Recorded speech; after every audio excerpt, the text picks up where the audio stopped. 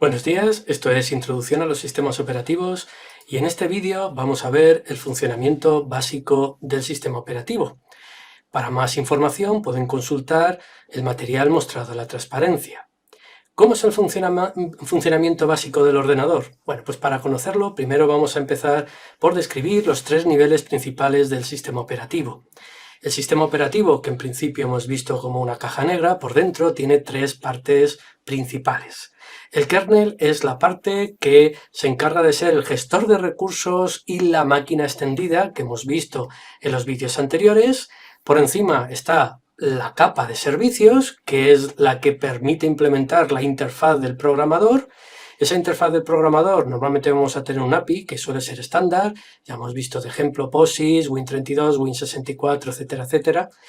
Y por encima de estas dos capas está la interfaz de usuario, que es esa shell, puede ser en línea de mandatos, ser una interfaz gráfica, combinación de varias, etcétera, etcétera. Y a partir de ahí las aplicaciones hablan usando ese API, hablan con los servicios, estos servicios a través de este kernel pues permiten usar de la mejor manera apropiada el hardware disponible. En esta particular figura veréis algo un poco raro, y es que las aplicaciones parecen que son capaces de hablar con el hardware.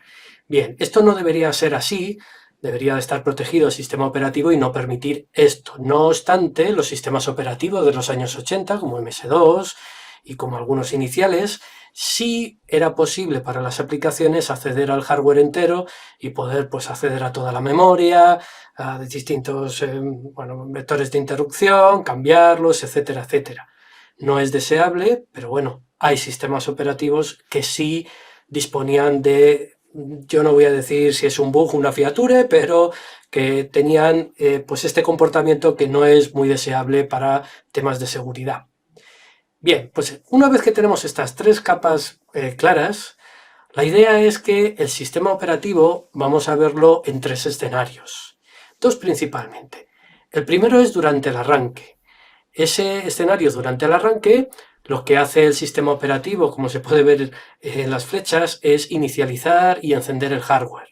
Y a la vez también inicializar las estructuras internas e ir estructurando todos los servicios, etcétera. Además de en el arranque, una vez que ya has arrancado el sistema, una vez que ya ha terminado ese proceso de arranque, lo que vamos a ver es el sistema operativo es como si fuera una librería que queda residente en memoria y que se encarga de atender a las distintas peticiones. Esas peticiones, sus clientes para hacer peticiones son bien las aplicaciones o bien el hardware. Desde las aplicaciones se hacen llamadas al sistema, desde el hardware pues vamos a encontrar interrupciones. Y bueno, aquí pongo y excepciones, como la división por cero, pues una excepción de acceso ilegal a una posición de memoria. Pero bueno, las excepciones las podemos ver de una forma muy genérica como interrupciones de la propia CPU. Es decir, que las interrupciones generalmente las genera cualquier tipo de hardware y las manda a la CPU, y las interrupciones que genera la propia CPU a sí misma, bueno, pues también las podemos ver como excepciones. Bien, pues esos son los eventos que vamos a encontrar y ese es el tratamiento de evento que vamos a realizar. Una vez que también está arrancado, normalmente el sistema operativo suele crear unos procesos especiales de núcleo. Esto ya es un poco más avanzado. La idea de esos procesos especiales es que para cualquier actividad del sistema operativo que pueda quedar bloqueada, como puede ser un firewall, un antivirus, etcétera, etcétera, bueno, pues se tiene acceso a todas las capas internas del sistema operativo, pero en forma de proceso. Y esos procesos especiales, que son parte del sistema operativo en ejecución, pero que están como procesos, no están dentro del kernel, pues son los procesos de núcleo. Son los tres escenarios en los que vamos a ver el sistema operativo. Nos interesan dos, es durante el arranque y una vez arrancado el tratamiento de eventos. Bien, ¿cómo es el mecanismo para tratar eventos? Pues es un mecanismo que se tiene que ocupar de dos cosas importantes. Por un lado, que permita la atención de peticiones. Y esa atención de peticiones es importante recordar que vamos a tener peticiones asíncronas y síncronas. Asíncronas, por ejemplo, son las interrupciones del hardware que se pueden producir en cualquier momento. No están relacionadas con lo que se está ejecutando en la CPU. Por ejemplo, si conforme se está ejecutando el programa falla la impresora porque se queda sin papel, la impresora genera una interrupción para indicar que se ha quedado sin papel mientras se está ejecutando el programa que estemos. Si llega un paquete de red, bueno, pues puede ser en cualquier momento y no relacionado con la actividad que está haciendo el sistema en ese momento. Es asíncrono.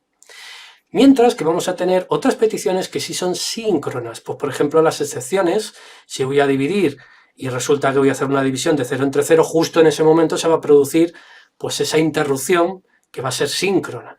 Y si voy a hacer una llamada al sistema, como vamos a ver más adelante, pues en ese momento pues interrumpe por esa petición. Entonces, bueno, síncronas tienen que ver con el programa en curso y asíncronas tienen que ver con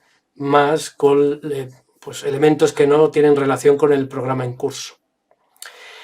Otra de las cosas, además de atender a peticiones síncronas y asíncronas de toda naturaleza, tiene que ser un mecanismo que sea seguro, es decir, que permita la separación entre el sistema operativo y las aplicaciones para blindar y que las aplicaciones no puedan acceder pues, a información que no pueda estar relacionada, como tarjetas bancarias, etcétera, etcétera. Para eso se utilizan espacios de memoria separados y las aplicaciones tampoco deberían de poder acceder a todo tipo de peticiones de hardware ni a todas las zonas de memoria. Entonces, bueno, pues para eso la CPU suele utilizar al menos dos modos de ejecución: modo usuario, donde ejecuta las aplicaciones, y modo núcleo, que no tiene ninguna restricción y es donde ejecuta el sistema operativo.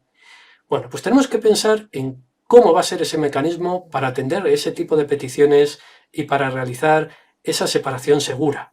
El mecanismo para tratar eventos parte del uso de la programación orientada a eventos y se van a necesitar tres elementos fundamentales.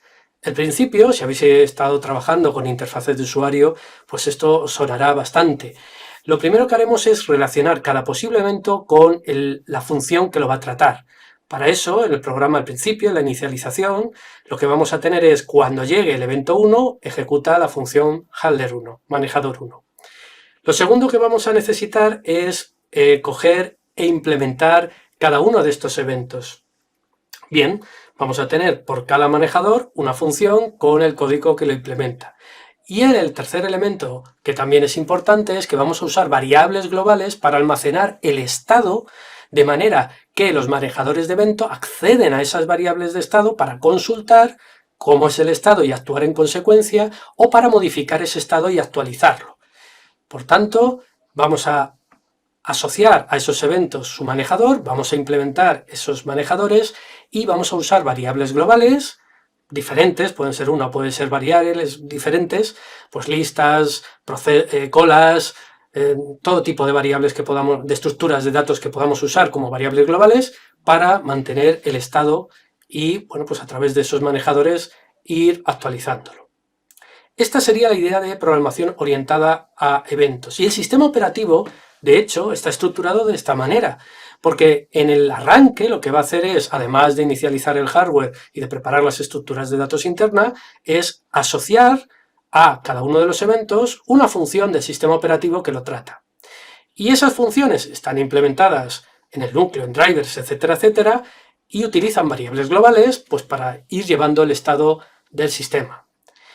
Este sistema operativo que hemos colocado aquí en medio, tenemos a la izquierda los dispositivos que van generando interrupciones hardware cuando precisan ser atendidos. Y a la derecha tenemos las aplicaciones que van a generar llamadas al sistema cuando precisen pues, un servicio del sistema operativo. Ambos van a llegar como eventos y se va a ejecutar en el momento que se pida, se va a ejecutar la función asociada para tratarlos. Cuando llega una interrupción hardware, ¿cómo hacemos para tratarlo y que sea de forma segura? Bien, pues lo que vamos a hacer es, vamos a utilizar esa programación orientada a eventos. Conforme se está ejecutando un programa en esa línea de tiempo que vemos, llega un evento, ¡boom!, se dispara la ejecución de esa función handler. Ese disparo, lo que va a hacer la CPU cuando llegue ese evento es guardar el estado de lo que está ejecutando en pila. Va a pasar a modo núcleo. Estando en modo usuario, pasa a modo núcleo. Y va a ejecutar, va a buscar el manejador asociado a ese evento y lo va a ejecutar.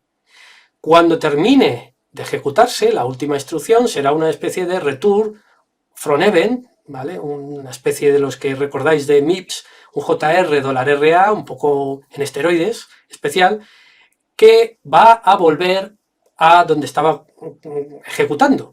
Y para ello lo que va a hacer es, va a pasar de modo kernel a modo usuario, pasa a modo usuario, restaura el estado guardado en pila y continúa la ejecución por donde fue interrumpida sin que el programa interrumpido se dé ni siquiera ni cuenta, transparente total. Esta sería la forma de tratar esa interrupción hardware asíncrona. ¿Cómo sería en el caso de un servicio, de una llamada al sistema? Bueno, pues de cara a lo que como programadores vamos a usar, vamos a ver una función de biblioteca para hacer esa llamada open, close, read, write, fork, exec, wait, la llamada al sistema que necesitemos para trabajar con procesos, ficheros, memoria, etcétera, etcétera.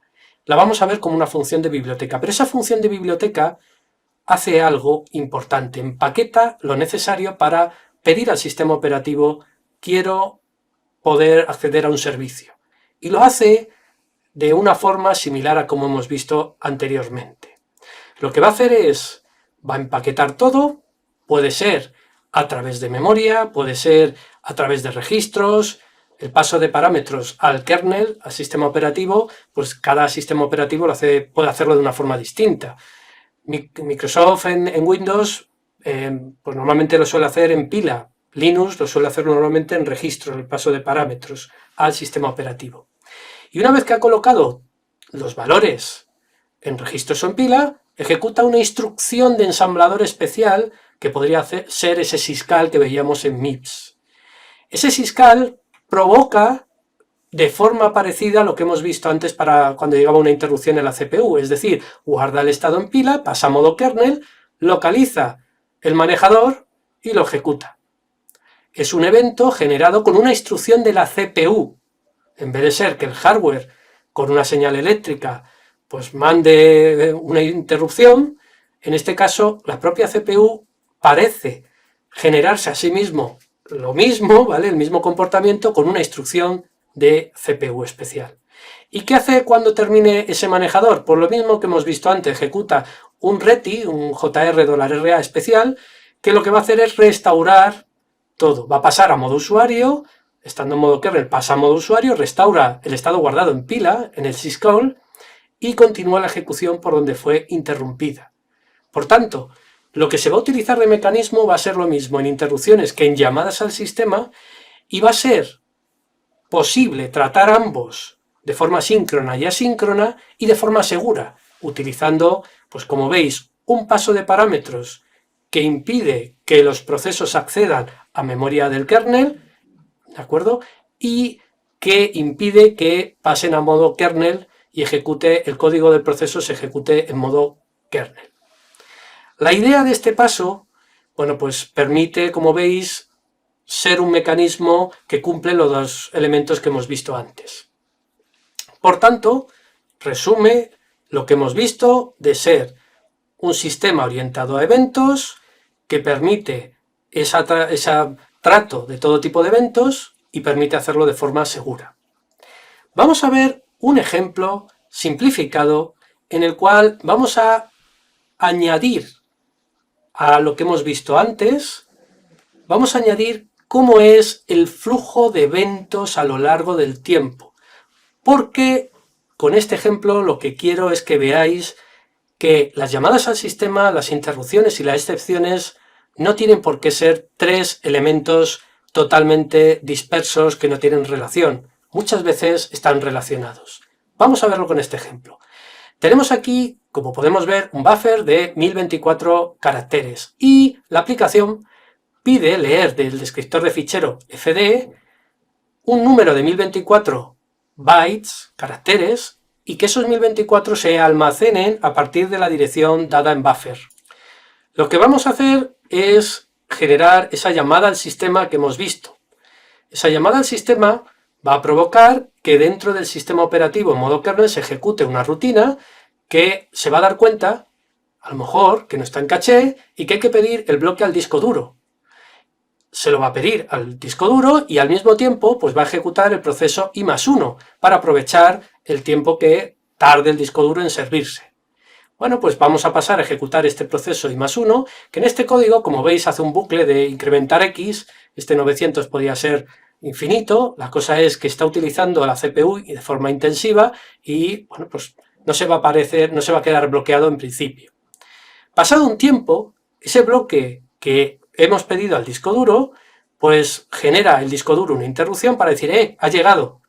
Bueno, pues esa interrupción hace que se congele el proceso I+1 y se pase a ejecutar la interrupción hardware asociada.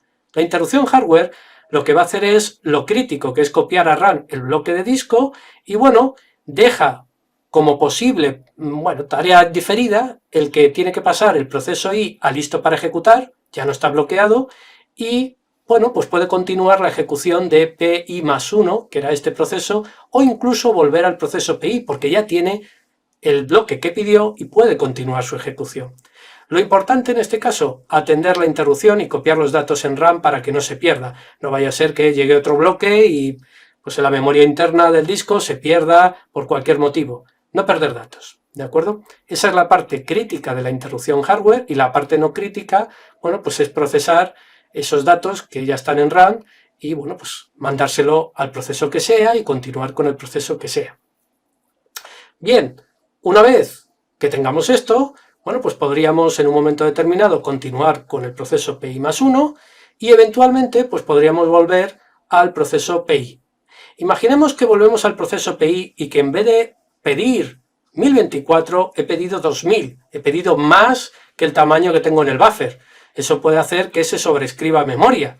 Bueno, pues en el momento de utilizar esa memoria es posible que al acceder a esa posición de memoria, la CPU, en el momento de acceder a memoria, vea que esa posición no nos corresponde a nosotros como proceso y genere una excepción, una violación de segmento, como vemos un SIG-CV algunas veces.